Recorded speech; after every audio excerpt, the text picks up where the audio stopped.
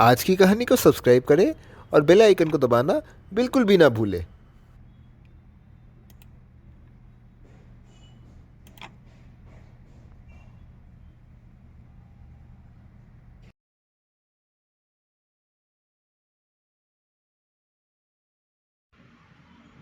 एक नौजवान था और उसके पिता नहीं थे।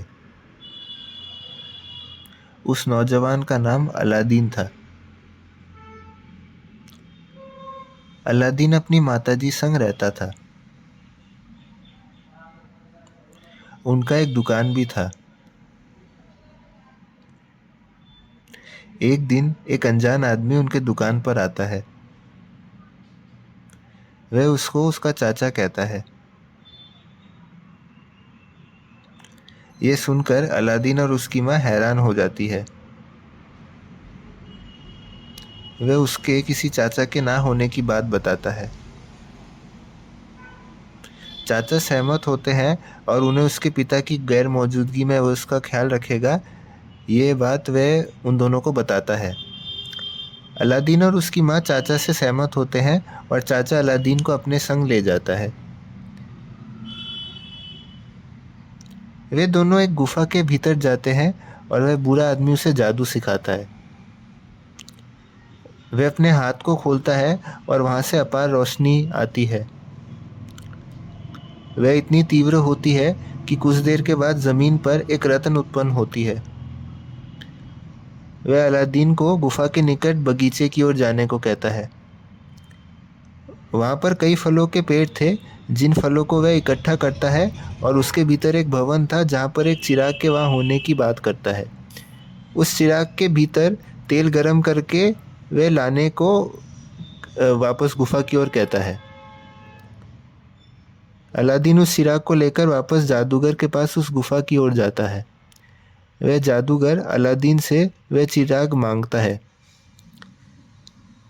वह चिराग जादूगर को देने जाता है, तभी उसे कुछ कपकपा सा महसूस होता है। अलादीन को कुछ गड़बड़ सा लगता है और वह जादूगर को चिराग नहीं देता है। अलादीन को संदेह हो जाता है कि जादूगर उसको मार देगा, और जादूगर तभी कुछ जादुई शब्द कहता है और इसको कहने से वहाँ पर एक बहुत बड़ा गड्ढा हो जाता है और वह वहाँ गिर जाता है।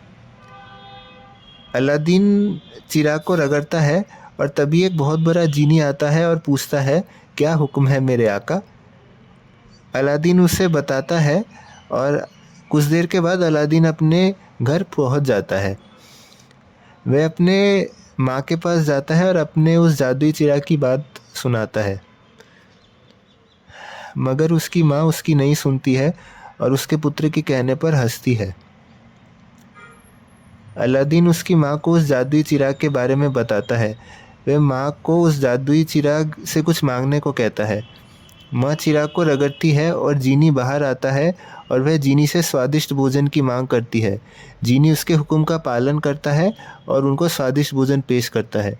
वे दोनों उस भोजन का लुत्फ उठाते हैं और उसकी माँ बहुत प्रसन्न होती है। अलादीन और उसका परिवार बहुत खुश था। अब वह राजकुमारी से विवाह करने की सोचता है। उसने कुछ फल इकट्ठे किए थे, वह उस राज्य के सुल्तान को वह फल देने की सोचता है। अलादीन उसकी माँ को दरबार जाकर राजकुमारी को अपने घर लाने को कहती है। उसकी माँ अगले ही दिन दरबार को जाती है और सुल्तान से अपने सुपुत्र की मांग बताती है। वह वे फल लेकर जाती है और वह सुल्तान उससे 3 मांग करता है। वह सोने के 40 बर्तन की मांग करता है। माँ उसके पुत्र को सुल्तान की गई मांग बताता है। सुल्तान को 40 सोने के बर्तन सौंप दी जाती है। उसकी दूसरी मांग पूरी होती है। अब अलादीन से एक और मांग की जाती है। अलादीन से एक बड़े महल की मांग की जाती है। उसकी माँ अलादीन को आकर महल की बात बताती है। वह चिराग को रगड़ता है, तभी जीनी बाहर आता है और उसे एक महल बनाने की मांग करता है। जीनी एक बड़ा महल उसके ज़मीन पर खड़ा कर देता है। सुल्तान यह सुनता है और संतुष्ट होता है।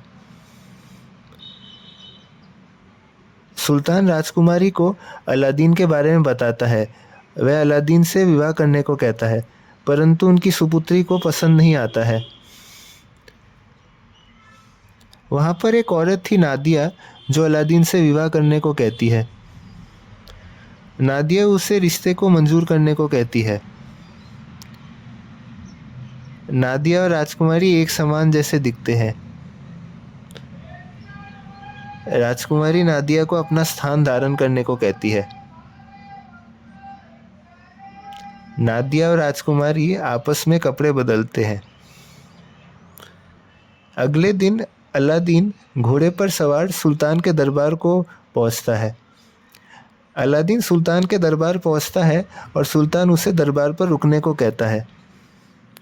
सुल्तान उसे अपने दरबार पर विवाह होने तक रुकने को कहता है। नादिया अलादीन के सामने आती है और नादिया को देखकर वह बहुत प्रसन्न होता है। अगले सवेरे को सुल्तान जब जागता है तब वह आसपास सब कुछ गायब देखता है।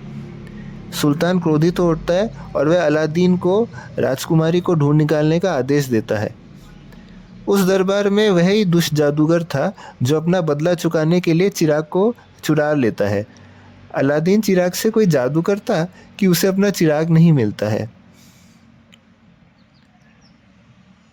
वह राजकुमारी वहां पर दूर गांव-गांव जाकर सामान बेचती थी।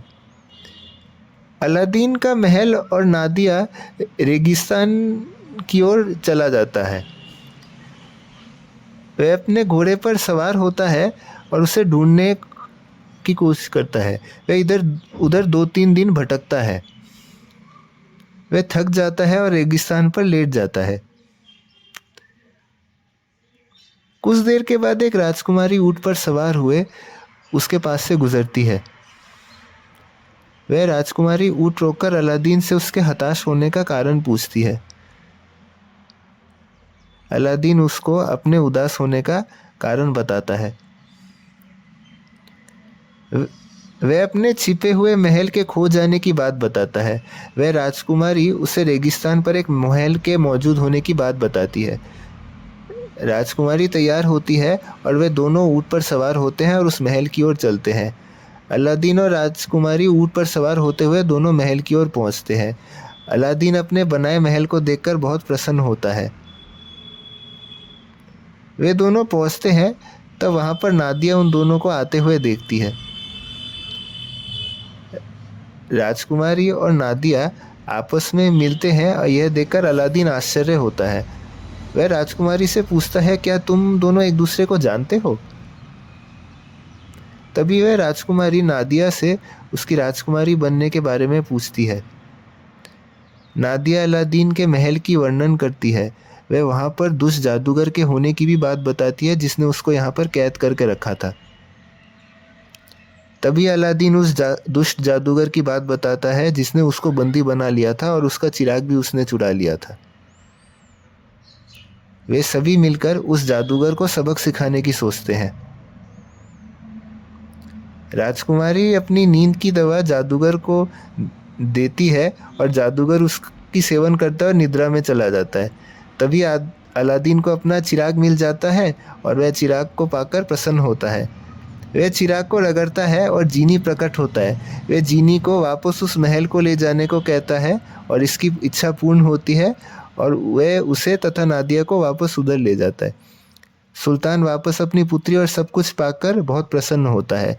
वह विवाह संपन्न करने को तैयार हो जाता है, परंतु अलादीन तब भी उदास रहता है। वह उस राजकुमारी को याद करता है जिसने उसकी सहायता की थी।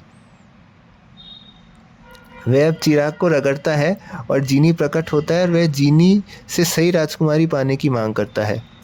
जीनी उसकी आखिरी इच्छा पूरी करता है और उसी राजकुमारी के पास ले चलता है। इसी प्रकार अलादीन और राजकुमारी खुशी खुशी रहने लगे। अगर आपको आज की कहानी पसंद आई हो तो कहानी को लाइक करें, इसको शेयर करें और चैनल को सब्सक्राइब करें। नमस्कार।